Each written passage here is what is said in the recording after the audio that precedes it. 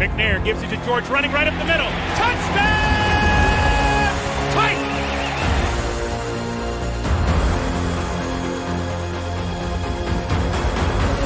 There are no flags on the field! It's a miracle! Safety, now you're one-on-one with it. Shows why he's the man! In trouble. Sack!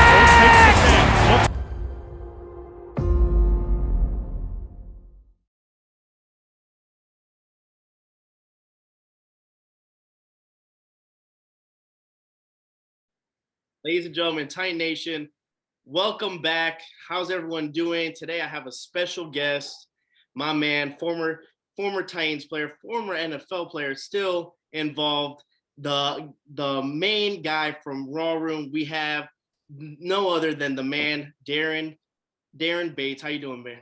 I'm good. I appreciate you having me on. Hey, I'm still a free agent. I ain't retired. That's what I said. That's why I said I was like former. I don't know. Like, is that a touchy subject? I don't want to be like, yeah, retire. Like, I forgot who I did.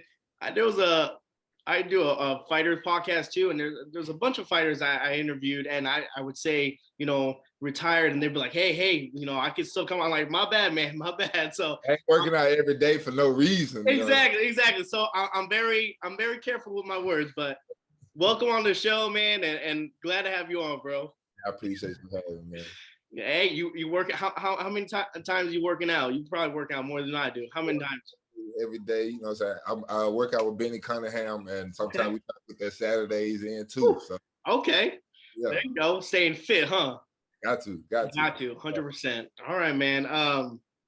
Like I said, it's an honor to have you on the show. I had several former Titan players on, and it's cool just to hear their experiences, and like I said, you're a fan favorite, even if you're not obviously with the Titans anymore. I mean, you're still, even when you were in Atlanta and stuff, you're still a fan favorite. So you bring that energy, and everyone loves that energy, bro.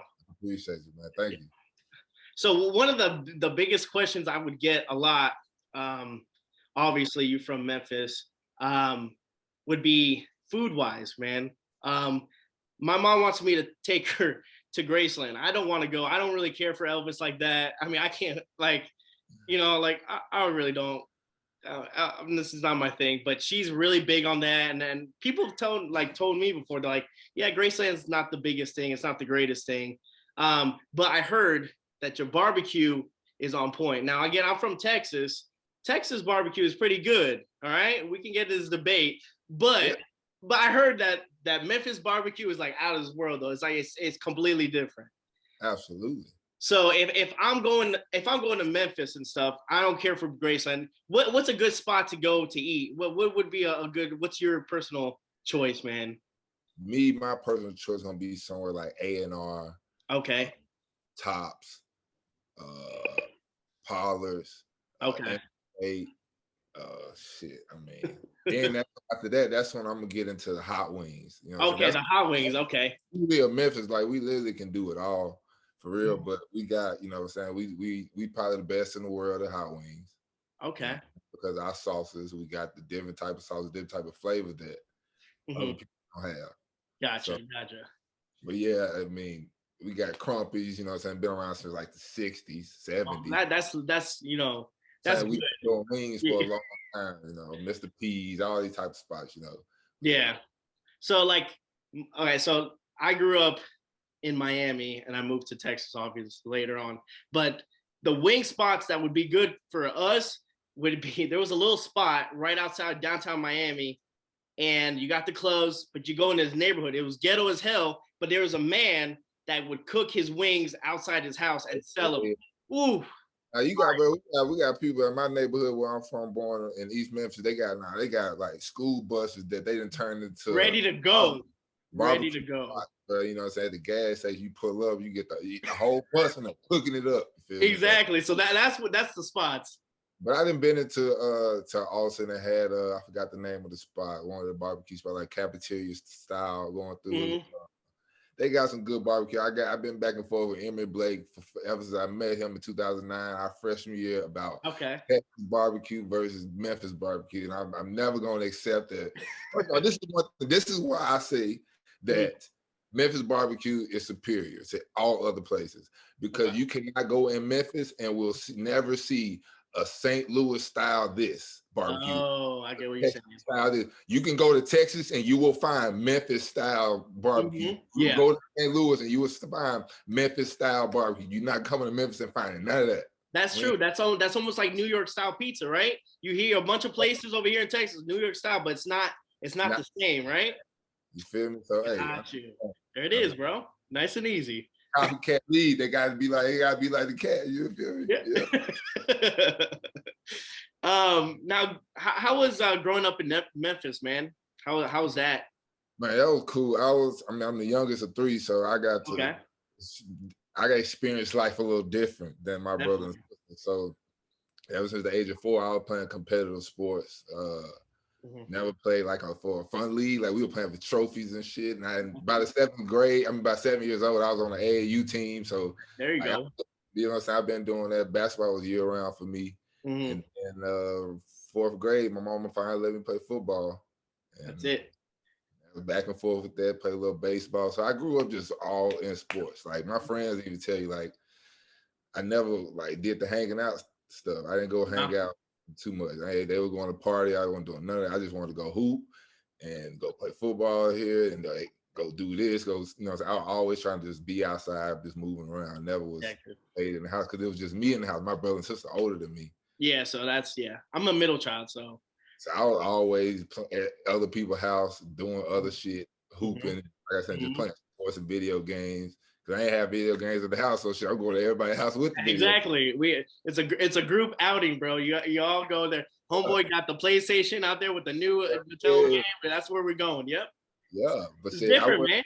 I grew up, like I said, playing sports. So my dad got me into Christian Brothers High School, which is a private school in Memphis. Was known for playing some good football in the city. Ended up transferring my senior year to Olive Branch in Mississippi. Okay. Look, 10 minutes down the road. They were 6A in Mississippi, playing South Panola, teams that been won 15 state championships. Oh shit. I had a KJ Wright, product from there. And plenty of Ole Miss and Mississippi State legends and shit. So I ended up going there and played alongside Rod Woodson, who was a recruit to Alabama, 5-star. Playing with Sean Coleman and DeMarcus Robinson, all 5 4-stars. So they had the exposure. We played a game on ESPN then. This was in 2008. We ended up going. Nike bought us flights and tickets to go to Miami to play for Hokie High School. Nice. Keith Richardson from Tennessee. Guys I experienced a whole different type. I see that. I went on a visit there type of shit. And the people found out because somebody's girlfriend at the private school I went to texted up there basically in the hallway, and then the school found out, and it was with that. So that's what I said. My life was all about sports growing up, bro. That's literally all I was doing. That's cool, man. Now going out and getting out of high school and stuff, you always wanted to pursue football, whereas there was another sport that you want to do? You said you hooped a lot too. Man, I wanted to hoop until I got to 10th grade, 9th grade, because all my dudes I started playing out when I was 7 or 8, they were playing too. Oh, okay. Leslie McDonald, the list goes on. Dang, John Henson, what I'm saying? I'm playing hooping with these folks. Yeah, so that's when I was like, you know what? This ain't for me. Yeah, no. Still, I love the game basketball, and I couldn't get as physical as I wanted to in basketball like I could football. So it was by the time I hit 10th grade, I was like, yeah. I almost have the similar story to you. 9th, 10th grade, but everyone just started. Again, I'm Hispanic, man. We stay low to the ground, bro. We don't get that tall. Everyone just started getting higher and higher, and I just stayed 5'9". And I'm like, damn, it's not for me, man. Unfortunately, they just outgrew me, and I was like, you know what? I just watch from the sideline. It's nice, and then that dream ended real quick. But baseball, I wanted to play. Well, at first I did want to play baseball. My mom made me play baseball in middle school. She made me play on my team. And I hated doing that because we used to have to run from the school to the baseball field, bro. That's my dad. It was literally about 3 lights away. Oh, damn. up some hills and shit while my coach is driving by. That was tough, but I ended up loving it because the baseball team was the basketball team, basically. Oh, so everyone that played the basketball. Okay, cool. So it's a nice little unit you got there going. Wait, what position you played in baseball? Shortstop. All right. Then I got the high school. Like I said, I ended up going to that private school. Shit got competitive real quick. They throwing too hard. Nah, bro. Nope. Yeah. That's one thing. It's a different level, right? It's just completely. Oh, yeah. Now, was that jump from college football to NFL? Was that a completely different level change? You know, how was like that difference in competition wise? Absolutely. You see it the first day you're out there. Yeah. Like that's Robert Quinn versus Jake Long. That's my rookie year. You feel me? That's man. So, you know, Chris Long, and then you get Aaron Dump. Like, so it's everybody. It's level. Everybody. It's not just one person. It's 11 people or 22 people, both sides, or all 53 on the whole roster. Just nasty. A lot of people. Again, a lot of people on social media. They like to. They're tight. They're like what they're called. Like they're called bun pushers. They like to put their output, but they never experienced. They never gone through that. They never played, and that thing drives. I think that drives me crazy the most. Like I'll try to talk about players and stuff like that, but to bash a player for not doing something, like you don't even know their skill level. Like the practice squads would destroy a regular human being. Like the best way I put it, I said it's like when the NBA players go to the Drew Leagues and they go to them little fun games. Exactly. Do all that shit, and you be like, whoa. That's us. If we played a regular 7-on-7. Exactly. They'd be like, whoa. Yeah, it didn't. Come on, man. Come on. Yeah. You know? So I mean, I guess people just don't realize the competition wise and how big of a gap it is and it goes from like, you know, like from high school to college, and then you have the regular people, and then you have the practice squad, you have others people. I mean, it's ridiculous the amount of competition, but a lot of people just like to input, and they think they're either a coach, they think they're, you know, general manager, or why didn't you trade for this, or why didn't we get this player, or why is this player not I try not to, because man, that's annoying as hell.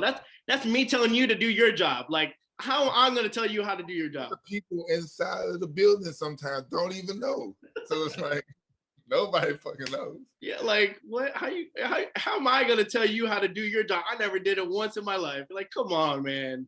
People, man. Whew. It's 2022, man. Oh yeah, no, it's the internet guy. Everybody got an opinion, so they're gonna make sure you hear it. I mean, if you want to hear it or not, man, that's unfortunately that's the platform they have nowadays, and it's the internet, and oh, it's terrible. All right, but let's talk about the NFL and stuff. You got undrafted free agent, went to the Rams, correct? Rams picked you up. How was that experience? Let's just talk about getting picked up by the Rams and all that, man. Man, it was the only team that even gave, like, hollered at me. How you saying? My agent. Luckily, I do believe it got something to do. Our GM Les Snead went to Auburn. Okay. The graduate of Auburn. Jeff Fisher, obviously our head coach. His son Trent Fisher was a part of the 2012. Well, he was his freshman year, sophomore year. One of them. He played for Auburn at the same time. Towards the end of my years, and I'm sure he was at plenty of the games. You know what I'm saying? Seeing me play, and then remember me at the end or around that time, it actually went in on just like a tryout. Okay. Had a great little weekend there on the tryout. You know, we're playing alongside Alec Ogletree, who I just knew just because playing him for the last 3 years. So we have they could bring me back for training camp. I get just a little opportunity right there. Just bring me back for training camp. Made it through the tryout for the rookie mini camp. Then I go into the first day of training camp, which we did is a special teams practice. Okay. Like no quarterbacks out there, no O-line, no D-line. Just straight special teams. And you just doing drills and competitive drills. So it was random as hell. It's an article about this. I tweeted out, it's time to go get a job, and that's it. I go out there, we had these one-on-one drills. It was punt versus punt return, and I went on think I want to punt return first. Yeah, I want to punt return first. And the other guy who was the captain of the special teams at the time, because I was talking shit. That's nothing. I just heard about this story. This story just got presented to me the other day when I was at TSU. Shout out to Joe Bowden. He the linebacker coach out there. He was telling the story about he was the one. He saw stuff, the argument between us about, you know what I'm saying, like what's gonna happen at this special team practice earlier that day. And the captain was, you know, man, ain't nobody gonna do shit, Joe was like, damn, you gonna let him talk like that, Bates? I was like, I'll take his, I'll whoop his ass. Fuck you talking about? Watch. So in the practice, I called him out in the practice, like, come on. Let's go. I put on punt return first, one-on-one. You snap the ball, you got to run down the field. They got to try to get down the field. You got to stop him. So I'm dogging his ass. I put him on his back, everything. Boop. So right then, I got to turn around and go on punt. He on punt return. And he try to bow through his ass off. I'm done. I can go down the field. I turn around and go back and hit his ass anyway. Because it's like, I can't tackle the return. So I'm like, fuck it. Jeff Fisher stayed on like 15 yards away. And just get up, we just start fighting. Let it all go down. And nice. Come later to find out that Jeff Fisher, like right then and there, that's when he knew I made the team. There you go, man. Look at that. Yeah. That's wild, dude. Yeah, man. So that's how my career started right there. Played for the next 3 years at the Rams. We were the youngest team 2 years in a row. So you can imagine how much fun. Everyone tried each other in that game. That's awesome. Wow. Yeah. That's cool, dude. I mean, you know what? Sometimes things happen for a reason, man. Like I said, how was playing with Coach Fisher? Again, it was towards his end of his career. A lot of people have, for Titan fans, right? They have their own opinions on him. I mean, listen, I don't give a fuck about none of those opinions. I know what I saw and how much fun I had. I never felt like there you go. He wasn't out for us. I never felt, you know, man. He let us be us. He let us be free. He added some flavor to anytime it wasn't no fun. Man, come on, like, I don't got nothing bad to say about him. I don't care what his record is. I know players loved him. Like we had some shit called Sleep In Thursday. Can you imagine your boss telling you, "Hey, look, you ain't got to come in till about 12:30." It was called Sleep In Thursday. Because Chris Long didn't want to wake up too early after going hard on a Wednesday. Come on, bro, like. That's what I'm saying. It was, what was it called? Sleep In Thursday. Sleep In Thursday. That's what he used to say on the screens. I love it. Or we started the season like one time, like 1-4 or some shit. He come in week 5 and say, "Hey, NFL messed our schedule up. I'm sorry. We got to start over." And then he walks out, come back in with a big ass jug full of just beers and say, "Fuck, we're gonna take the day off." And this is a Wednesday, bro. This is a Wednesday. We supposed to be working. Yeah, you can't. There's nothing wrong with that. I like that. I heard several stories from different players about Jeff Fisher, but that one's pretty good. Man. I wasn't around at this one, but he done jumped out of a helicopter one time. No shit. In Tennessee. I think it was in Tennessee. It was before I was in the league. Like I've heard this stuff like plenty of times. Like he jumped out of a helicopter coming to practice. Actually, I want to say either William Hayes might have told me that story. I think it was William Hayes because he was in Tennessee and he was around. I don't remember which, but I know it was for sure William Hayes though. Wow, that's wild. Yeah, I mean, wherever gets the job done, right? I mean, that's what counts, man. That's cool. You play with several teams. I know you played with the Raiders, you played with the Falcons, and obviously you played with the Titans and Houston for 7 days, baby. 7 days. There you go. Hey, I like that. At least you remember, man. How was it playing with the Titans when you first got brought into the organization? Who was maybe the first player you interacted with? Who were the ones that you kind of just clicked? All that. That's shit. So it's 2017. Man, BT, Brandon Trawick, Logan Ryan. So those probably the guys I was mostly around when they first got there, and Kevin Byard too. Then after that, just getting around the linebacker, just hanging out with Wood and Nathan Palmer, so we got Jay on in there. So, it's a young guy. So it was fun because it was led by, Brian Orakpo, Derek Morgan, those type of guys. You feel me? The old heads, they were basically, that's how it was ran then. They taking care of the locker room. They, getting the message from the head coach and bringing it to the locker room and making sure everybody, in line with what's going on and knowing how we're gonna run the culture. And when Vrabel came, it was different. He running all this shit, all this shit. Yeah, nah. So, but that was different for me, but something that I knew I liked though. Like Wait, you came around. It was Malarkey.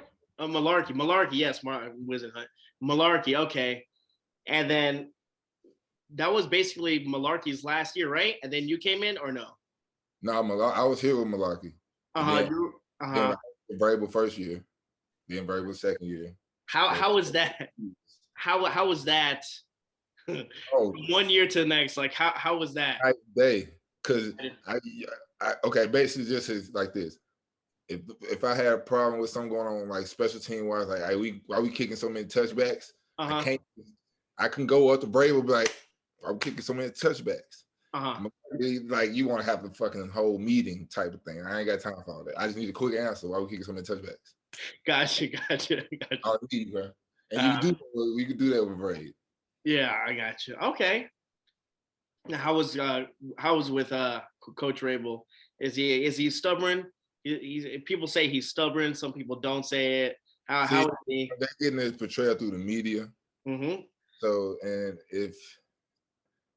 obviously he's not a media guy. Yeah, of course you can tell. So that's just him not trying to be. He ain't gonna give you too much. Exactly. He's not gonna talk about injuries like that. He's not gonna compare nobody. Yeah. And he's not gonna talk about the other team in a negative way. That's just three things. So we ain't got nothing else too much to talk about. Especially the things you want to know. But the media is dying, right? The media is always dying to get something, even to make it. I heard someone told me, a little bird told me that you're really that you love Paul Kaharski and stuff like that. And see, that was 2017. That was my year to introduce myself to the Titan media. That's also Plan B. There it is. That was it. That was your initial one of your plans. But that was one of my plans because that was okay. That's no joke. Because when I first got there, that was the first time I just seen media just in the locker room. Okay. I was like, what the fuck is going on? Like, why are they just standing around here? Why are they just in here? Because Rams, none of that. Raiders, none of that. Really? No, hell no, you can't. You think it's because of the media being so small in Nashville? Or no, it has nothing to do with that? No, St. Louis is small as shit too. None of that. It's your PR person. So they before they let the media in the locker room, after practice, and you have to do that anyway in the game, period. But after practice, for sure, they will PR people come in, or they will ask them who you trying to meet with, what you gonna ask. Okay. You're gonna come back, tell the player, hey, they're gonna come, so and so finna come talk to you, they're gonna ask you this. And they'll game plan with you if you need help, and then go back there and let them folks in. I'm talking about they go around to everybody. Okay. They come in, do their little interviews, and get the fuck out. Tennessee, bro, when I got here and I just saw them coming in with us at practice, I'm like, and then they just start standing there, and they just be there, just stand there. That's awkward. In the middle of the locker room, I'm talking about people trying to go shower, they just standing there. Or the worst would be before practice, because they would be in there before practice too sometimes. It's like certain days. They would just stand around for 30 minutes. They only had like 45 minutes or something. And they'll wait to the end to start, like God putting their cleats and shit on. And then ask, oh my God. Yeah, I can see that. So this is what I'm gonna do. I'm gonna get these big ass speakers. I'm gonna blast this shit. I don't even care no more. There's other shit that happened in between that was just I didn't like. So yeah, it's different, but like that's a problem. I raised hell about that, and I still don't think that should be a thing. I don't know nobody else that do it. Just hanging out. I'm sorry, we had a little basketball court in there. We trying to hoop. They just stand in the middle of the basketball. Should have dunked on Paul Kaharski. We playing FIFA, and they just standing behind us watching the FIFA game. Like, what? That don't even make sense. Wow, I didn't know that. I didn't see. That's an interesting. That's the stuff they don't tell you. Yeah, exactly. And as fans, but damn, I didn't know that. I thought it was just because it was like, again, Titan media. There's not that many that cover the Titans either. I mean, there's like 6 or 8. maybe.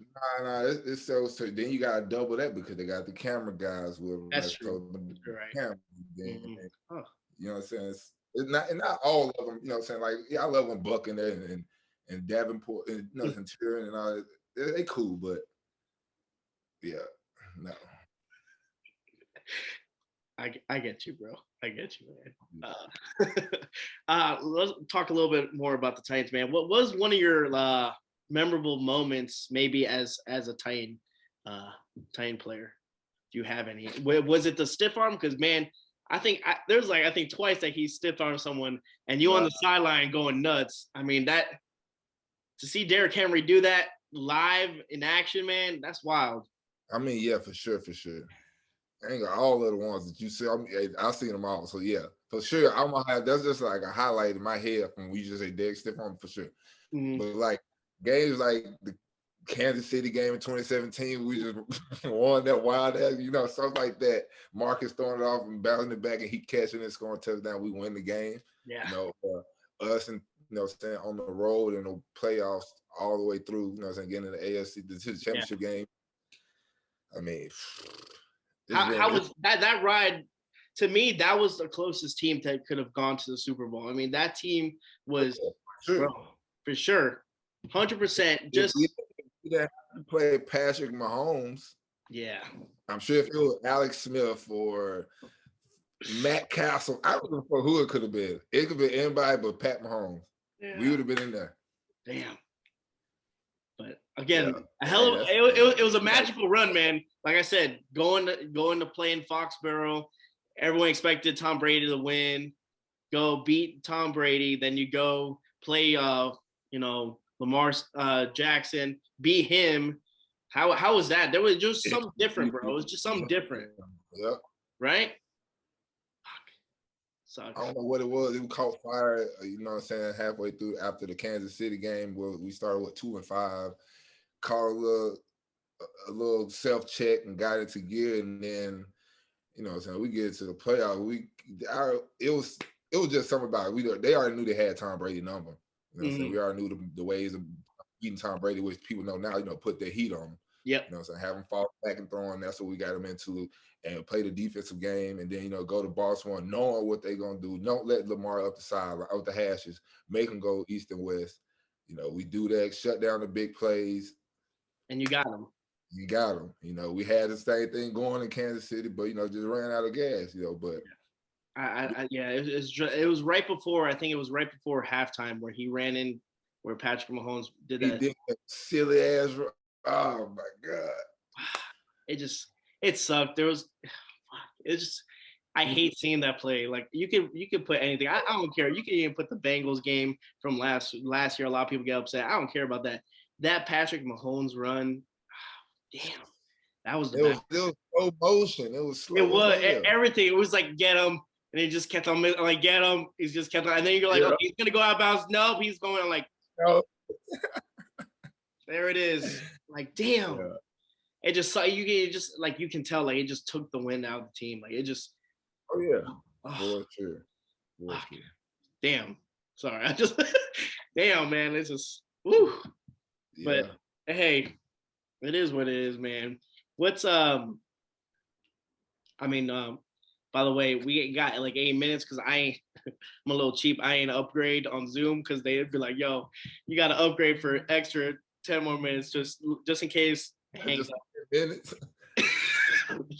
It's rough, bro. So if anything, if it hangs up, I'll let you know, and then I'll call you back, man. All right. I didn't hang up on you, bro. It's rough out here, man. All right. How was playing with Brian Orakpo? Because again, I had Brian Orakpo on the show. Again, he lives in Austin. I live in Dallas. It's 3.5 hours. And I know he just opened up. He just opened up. He opened up not too long ago his own wellness center. And I went to go check it out and stuff.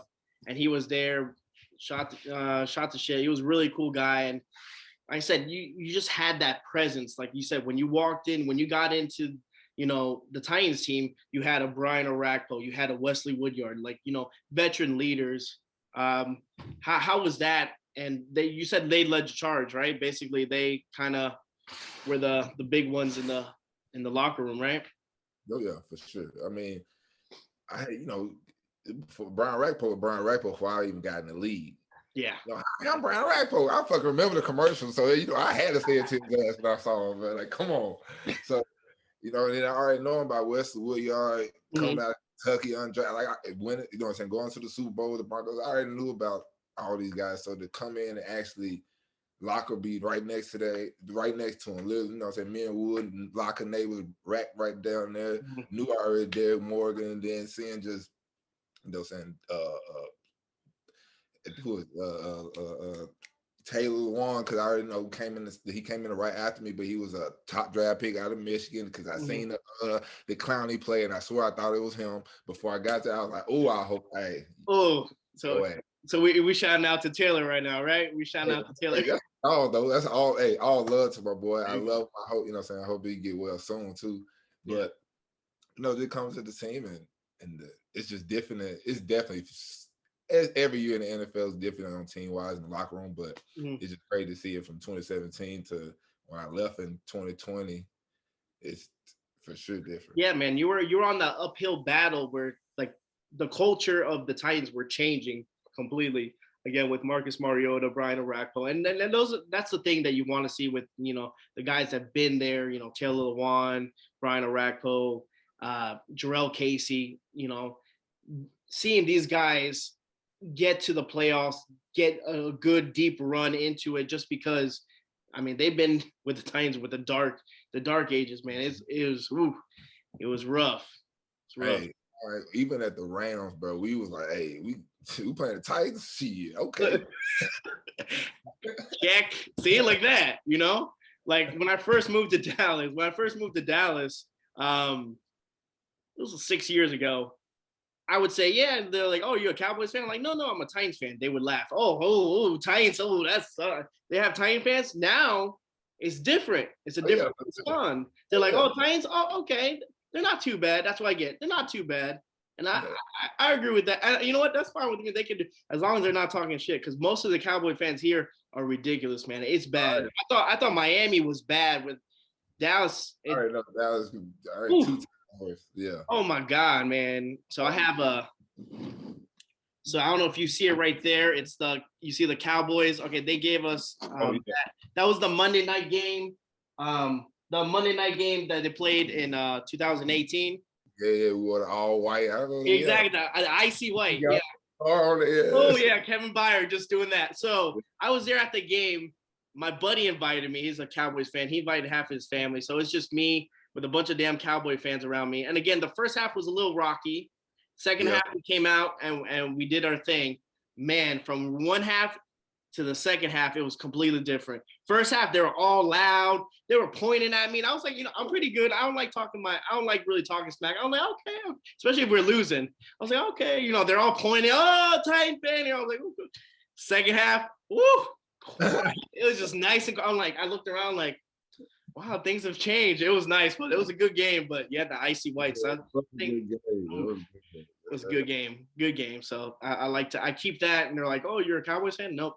I got an X on the Cowboy, the big star, and I got the final score on that shit. And I keep there just for anyone that comes over, especially friends. I mean, Dallas Cowboys fan, America's team supposedly, right? Yeah, what they call it. Every year. Win the first preseason game. Oh, go Super Bowl. The thing I can't say, I would love to. You like to play for them? The special team coach, John Foster. Okay.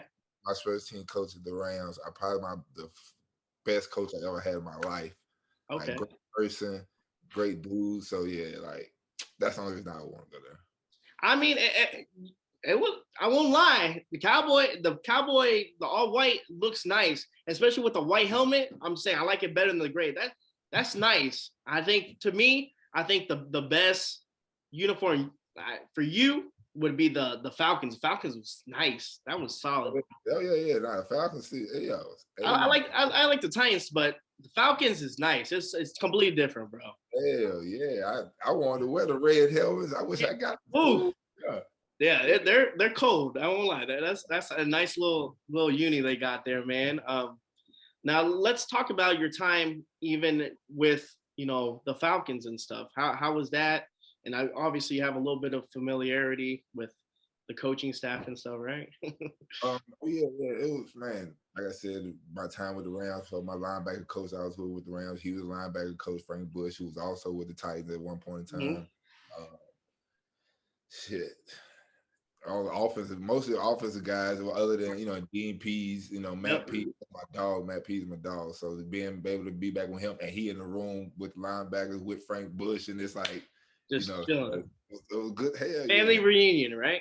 Yeah. But then it was a little different as well because that was the first time I didn't miss like that many games because I got hurt.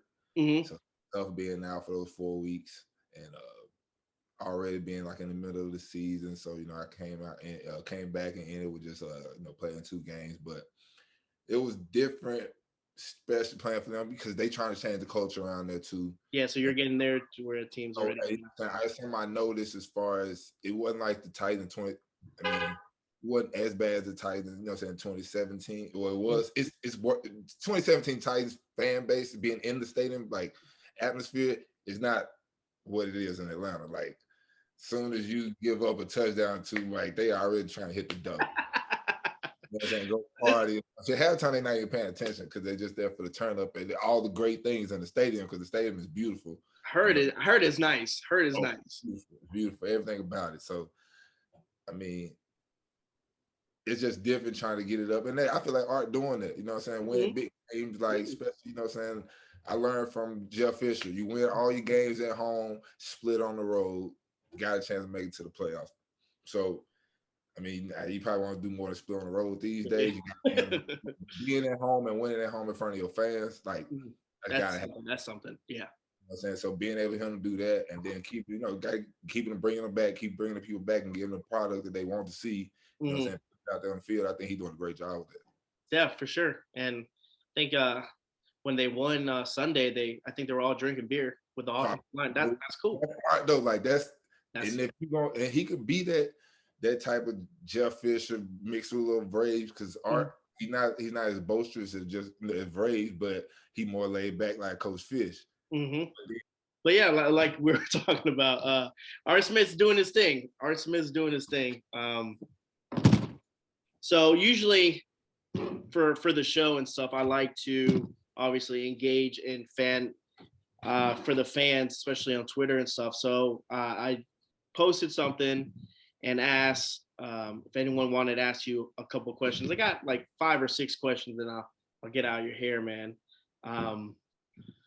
Let's see. I just want to mention 2 straight years. It seemed like everything was bad. So long.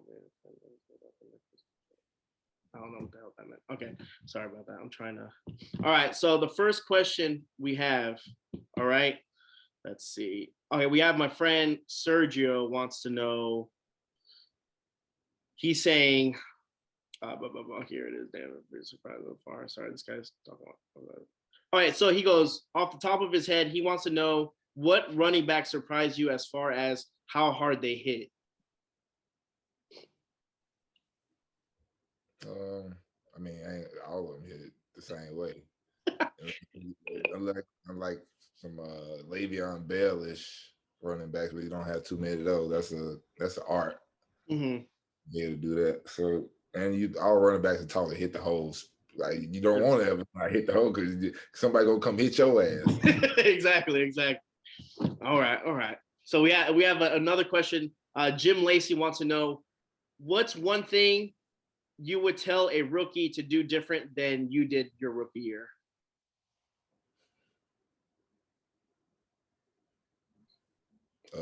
Probably watch more film because it's available to them. I didn't watch as much film like on my own because we didn't have iPads and shit. We still was on paper book, playbooks and stuff. So you would have to, more, like I said, go play on a young team. So who you thinking of staying back and watching film like that? None of us. We all going home.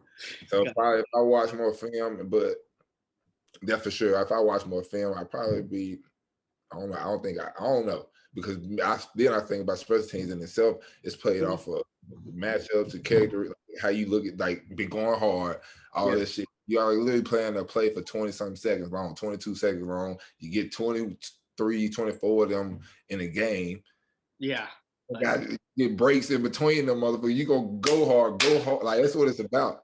And being young, I learned, especially when I came to the league, it was effort, like effort and having two belt. That's what I'm saying. I learned from John Foster, having two belt twos, learning what different type of techniques, blocking. Because think about it, you know what I'm saying? You got a linebacker out there blocking. You got a tight end trying to hold somebody else, or you got a receiver trying to, you know what I'm saying, guard somebody, defend somebody. They doing different jobs, different shit. So you have to learn to get these tools in your tool belt to learn. I got this 270-pound dude about to come hold me up. I'm on punt. I know how to strike fast hands. Ooh, get off. You know what I'm saying? I got somebody smaller but quicker and stronger. All right, I got to sit in here a little longer, have the technique to punch, do certain things. So you just got that tool belt. I mean, you can watch as much film as you want. It ain't gonna matter if they outwork you and got more, you know what I'm saying, IQ on the field, then it ain't gonna. At the end of the day, it ain't gonna matter. Like simple thing like this, like by the time when I was in Atlanta, I was hurt. We was on punt return. We was a probably third-year guy. He was in there for me, and it was a 6-box. You know, as a punt return, as a punt team, you know, 6-box. Hey, we finna get up out of here. They not really putting no pressure. You know, they bailing. So as a 6-box, and you inside as a punt return guy, we would call it like most teams like the D tackle, but you know, because we had got our hands down or whatever. You know, you coming to hold up the guard, and you got the tackle right here free. You know you're gonna get picked, and the guard behind, and now you let two people go down the field. So you gotta know, all right, it's a 6-box. I know I'm finna get picked. I'm just finna come off and just hit the tackle. Hit the tackle instead, because I know they've been picking, or I'm just hold the tackle off, and then now the guard gotta decide, oh, if he do it, now I can still get there. If he don't, now I'm right here. So I saw that, and I was like, oh, why don't you gotta know that. I see that. Like that's what I learned. Like, oh, you gotta have the tools, bro. You gotta know you gotta see it. It's the same thing as the offense and defense. That's what people gotta understand. Especially the same thing. Same thing. You gotta know. Another tool. I think a lot of people like to kind of overlap and have them all like blended all together, almost like they're similar, and it's completely not. Every position. Nobody. Heck no. The guard is doing something different from the tackle. Wayne's doing something different from. They all doing. You doing a job. So I got a different job, but it all comes together to make this one chaotic, nice little picture. So that's how football is. That's wild. Before we go into the questions, kind of leapfrogged over this. Let's talk about what you're doing now. Obviously, Raw Room is doing great podcast. It's super fun. How did you not do a short story? Obviously, I know about this story already, but you know, talked about how you started that and where do you want to take it? You know, in maybe next year or the following years. What's your vision on that, man? Man, I just wanted to just grow like a fan base. I'm like a Joe Budden. Like that's how I mean, like his network, him being independent, you know what I'm saying, running it up, getting millions and millions of views a day. I mean, a week.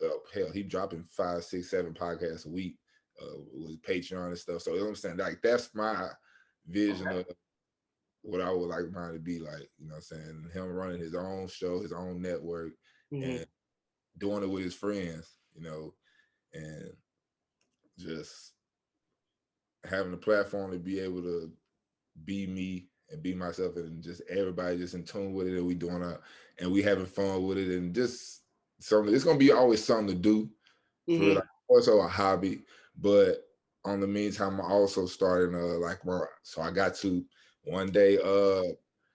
Chris Spencer texted me. Woman type Chris Spencer texted me. He was like, "Hey, bro, my son, he don't want to listen to me. He play linebacker. I'm trying to train him." And I was like, at first, I was thinking to myself, I always said, "Hey, look, I just got a son. He's 9 years old. He always want to work out and train. He a good listener, but he be having his friends around. They don't listen to shit. So I'm Oh, like, so he goes with it, yeah. but my son, what he do it. He know better. He know to listen. You know what I'm saying? Like, I don't got time for other people's kids. You know, we train. Yeah, I agree with that. I understand that completely. So I was like, nah, it's Chris. He asked me, so fuck it, I'll do it. I actually started enjoying it, and then probably like our third workout, I saw the kid come with some energy, like, oh, he did her work. And I was like, okay, I might do this, but I'm gonna have an age limit, 14 up type thing. So I started getting into that. Taylor Warren's wife, Taylor, and she helped me, making the graphics, getting with she's a marketing genius, so she's doing her thing with that. And probably in 2023, I'm gonna drop, my little training school. It's gonna be more for linebackers, defensive guy, DBs. Yeah, I saw some similar to that. I wanted to ask you, but I didn't. Again, like I didn't know if you were on the verge of launching it or you're just getting it where it was like on Daren Bates, the develop skills and knowledge, proper technique stuff. I know that you have that that going. Is that where you're going for eventually? Yeah, I'm gonna make it to that, and then also, in the near future, whenever retirement comes about, I want to still be a part of the league, be a part of the NFL. So I'm gonna venture into coaching. So I also plan to still keep that training program, but turn it into more so like an academy type of deal. So my time in coaching be obviously took up my time. So when I do have the time off, I'll be having like July this time and this time. Coming to the camp, I'm gonna have treated like a players camp. Have other players there, coaches. Somebody there that. And we're gonna do the same thing, getting better. It's gonna be a whole process. Did you have did you go to, I know Kevin Byard has a friend, Jason Spray. Yeah. No, I always want to go to Jason Spray, but I wasn't finna take that drive. As far? Hell yeah. Yeah. Because he has like I said, he has a lot of former players go, especially the off season. I think he had almost half the damn defense at one point. I was like, I had him on the show, cool guy to talk to and stuff. But yeah, he had something similar to what you have planned. But I think, like I said, you have the bigger platform. You have the platform to do it, and obviously you've been in the league. You played football, so you have that. But that's cool, man. That's and you seem passionate for it too. Oh yeah. First of all, I just love the game of football, and I know for sure in 2020, like during that COVID time when it popped out, like we weren't playing no football, wasn't no workouts going on. I was like, yeah, that's my first time since I was in the 4th grade. There's no football going on. Oh wow! Like, the whole world was shut down. I never been a year since the 4th grade I didn't play football, so that was different for me. And I love the game. Then I started going. My son started really playing. He getting involved with it, and he wanted to learn more. And I just seeing him out in the field, and I'm able to, I be in his. I was like his little head coach for a little minute, his little flag football team. But this year he got a little more serious, and I was like the D coordinator on doing defense. But that's what I'm saying. We work out so much together. I'd be like holler at him like, hey, no. You run a corner, you tell him to throw you the corner. He'd be like, all right, line up. Bro.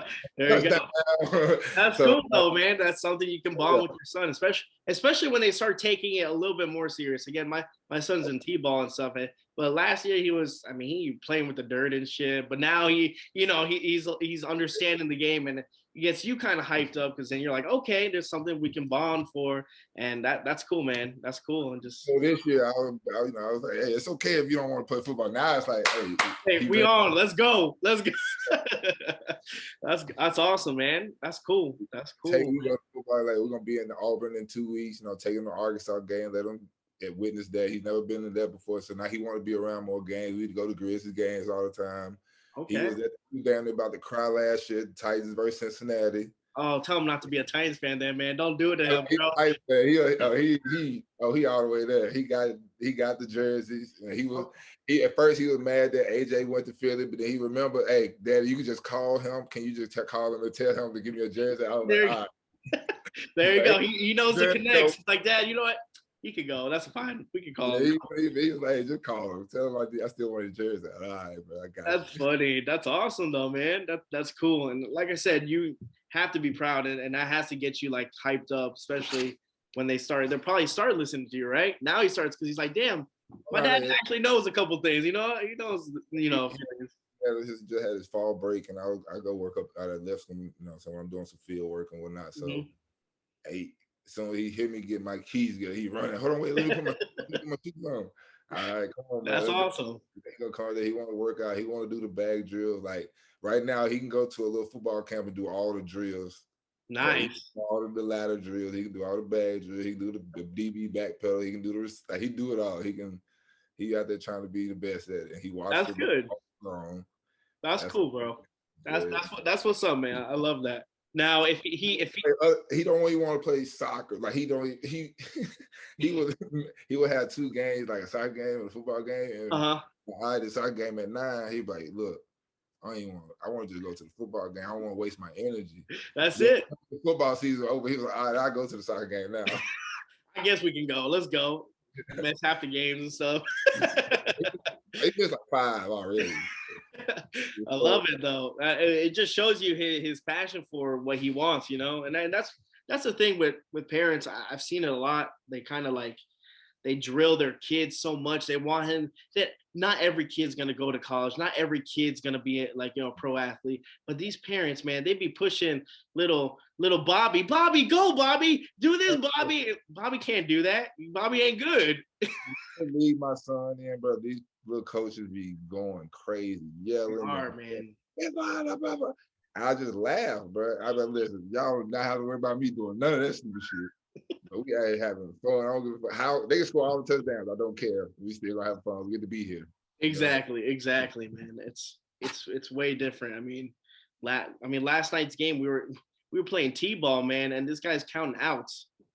They don't even know the kids don't even know they're out. How you counting them out, bro? Like, he's like, he's out. I'm like, I was like, what do you like? Again, I feel like it's kind of like the parents' fault too. I feel like it's the parents like trying to kind of relive their like childhood through their kids. Like they couldn't make it, so now they're trying to get their kid to make it. It was my second year here in Dallas. I used to work in the Westin. I was front desk, and they had America's Got Talent, and they were hosting it that weekend. They brought a bunch of these parents were pushing these kids. None of them had talent, but these parents said, go, do it. I'm like, man, your kid sucks at dancing. Oh, you can't. Well, like, what are you doing? Like, I feel like the parents are always trying to like have an out to get like to make money off the kid. I don't know, man. Just let the kids be kids. Let them play. If they have fun, they have fun. That's the most important. But man, some of these parents are, wild, bro. They take it too serious. More serious than the damn kid. The parents about to have a heart attack. The kid's just chilling, walking to first base, hit the ball. You don't know what the hell's happening. He's like, run. Yeah, Jimmy ain't running. Jimmy walking. Oh man. Hey, I could keep you here all day. I know I had a couple questions for you with people and stuff. I might kind of just throw that out. Sorry, people. Maybe we'll ask them later on, but I took too much of your time, man. I want to keep you. I know you got your son probably want to play football with you. You got stuff to do. I understand. Yeah, they're in school. They're gonna get out of school soon.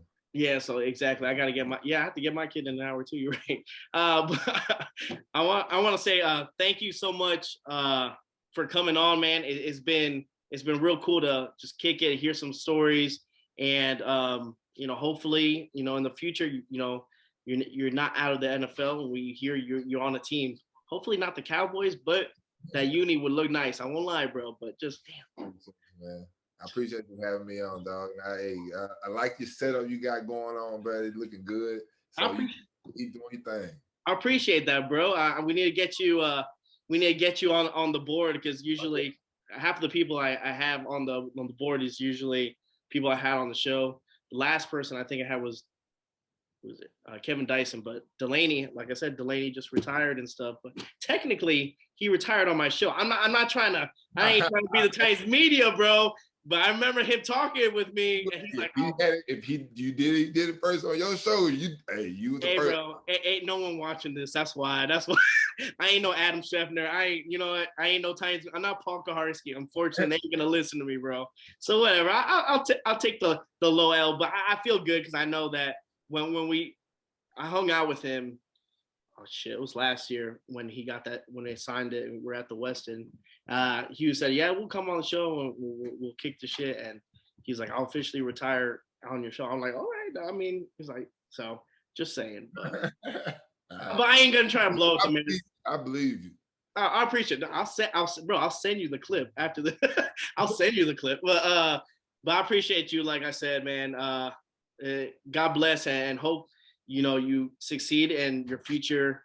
And I know you got a lot more planned. The Raw Room with NFL in general, bro. I appreciate you, man. Thank you again for having me. Hey, appreciate.